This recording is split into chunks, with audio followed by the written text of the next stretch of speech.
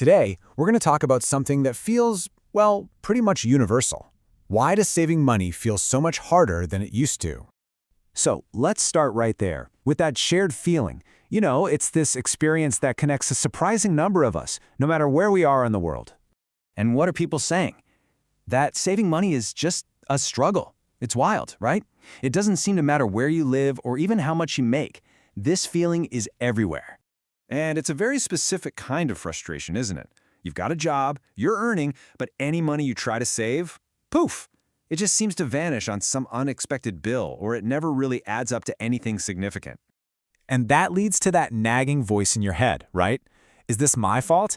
Am I just bad with money? Well, today we're going to dig in and see if maybe, just maybe, there's a bigger story at play. Okay, so let's talk about the usual advice we always hear and why it just doesn't seem to be working. You know the drill. The common story is spend less, make a budget, be more disciplined. We've all heard it a million times. But here's the bigger question. If it's really that simple, why are so many of us all over the world struggling with this at the exact same time? And that right there, that's a huge clue. When a problem is this widespread, the cause is almost never just about personal behavior. It's a signal that we need to stop looking at the individual and start looking at the system. So, where do we start with that system? Well, let's begin with the basics, the money coming in and the money going out. It's so easy to just look at the number on your paycheck, right? But that number, it's only half the story. The real measure of your wealth is your purchasing power. I mean, what can that money actually get you? And this is where things get really clear. Think about it like this. On one side, you've got how much our incomes are going up. But on the other side, you have how much the cost of essential stuff is going up. And for so many people, that second bar is just shooting up way faster than the first. That gap, that's the squeeze. And where is all that money going? It's not like we're all buying yachts. Nope, it's getting eaten up by the non-negotiables.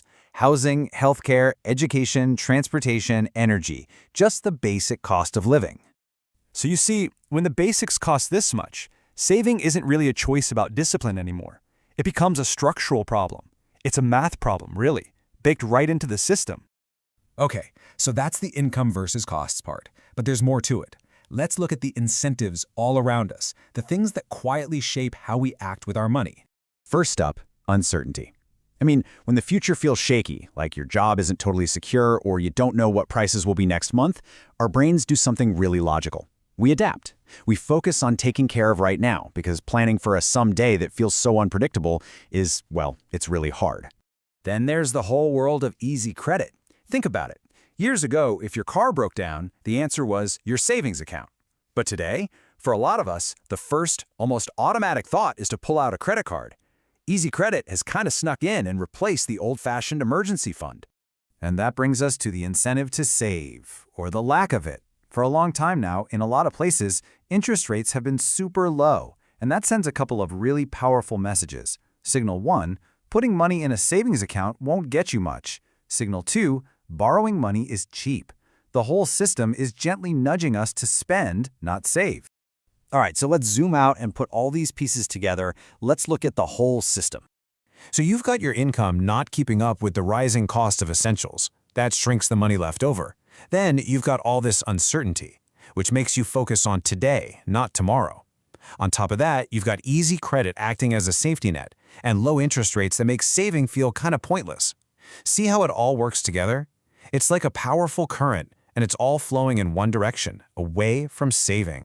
And here's the real kicker. This isn't an accident. It's not a bug in the system. It's kind of the feature. Modern economies are often designed to reduce our surplus cash, to reward spending, and to shift all the risk right onto our shoulders as individuals. And that brings us full circle. This is exactly why that old advice to just try harder feels so off. It's like telling someone to just swim faster when they're caught in a powerful current pulling them the other way. So if you take one thing away, let it be this. The difficulty of saving isn't just your own personal battle. It's a reflection of how all these big things, income, costs, incentives, and uncertainty all crash together in modern life. Now, look, understanding this doesn't magically fill up your bank account, but it does something really important. It helps you move from asking, what's wrong with me, to seeing, oh, that's how the system is set up. It swaps that misplaced guilt for clarity, and it explains why you're not alone in feeling this way.